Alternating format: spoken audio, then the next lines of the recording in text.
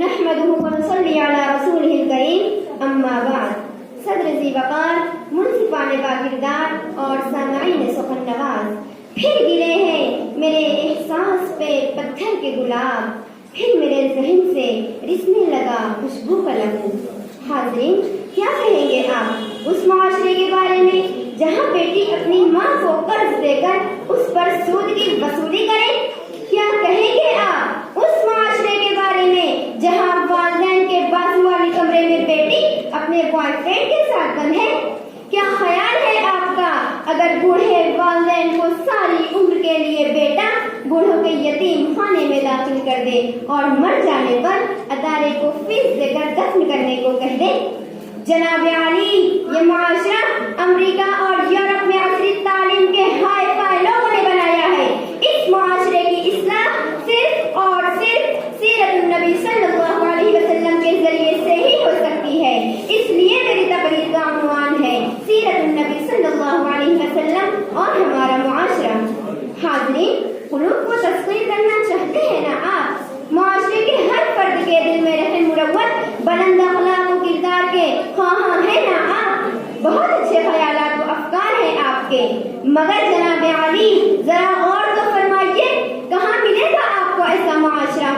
آئیے ان کی پاک بارگاہ میں آئیے جن کی تعلیمات نے لڑکیوں کو زندہ دفن کرنے والوں کو ایسا بدل دیا کہ اب وہی بیٹی کی تربیت میں مزدہ جنت محسوس کر رہے ہیں.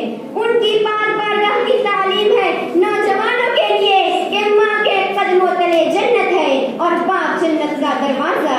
یہاں بدکاری کیا، نامحرم کو دیکھنا بھی گناہ ہے. یہاں کم خرچ کی شادی کو بابرکت نکاح قرار دیا جاتا ہے. تمہارا سماج تو جہیز اور ہنڈے کی اس لعنت میں گرفتار ہے کہ سلیمان خطیب پکارتا ہے کہ جس کی بیٹی جوان ہوتی ہے اس کی آفت میں جان ہوتی ہے. بوڑھے ماں باپ کے کلیجے پر ایک بھاری چٹان ہوتی ہے.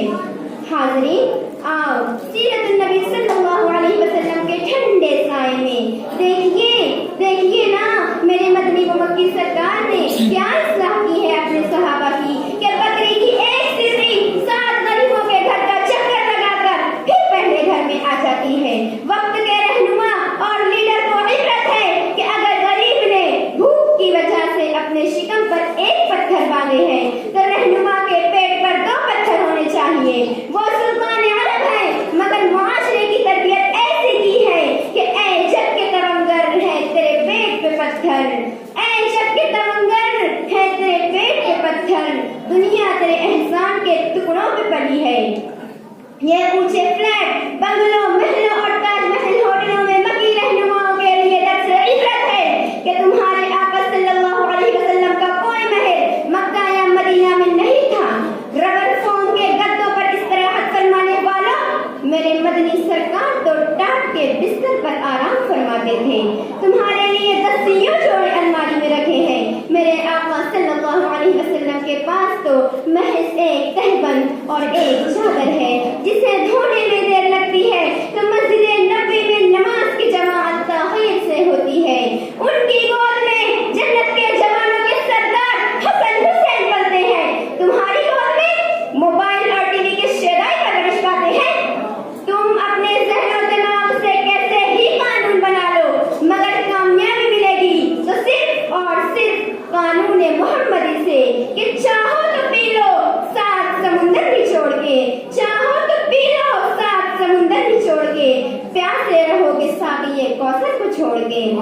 حاضرین، اسلام کے بارے میں تو سب کی رائے تھی کہ اس کے قوانین بہت سخت ہیں کہ قاتل کو قصاص میں قتل، زانی کو سنگسار اور چور کے ہاتھ کاٹ دیے جائیں. بہت نظر آتے تھے یہ قوانین، مگر جب دہلی کی میڈیکل کالج کی طالبہ کے ساتھ بلاತ್ಕಾರ ہوا تو وہی ہندو سماج کہہ رہا تھا کہ اسلام کے قانون کے مطابق ان سب کو سزائے موت سنائی جائے.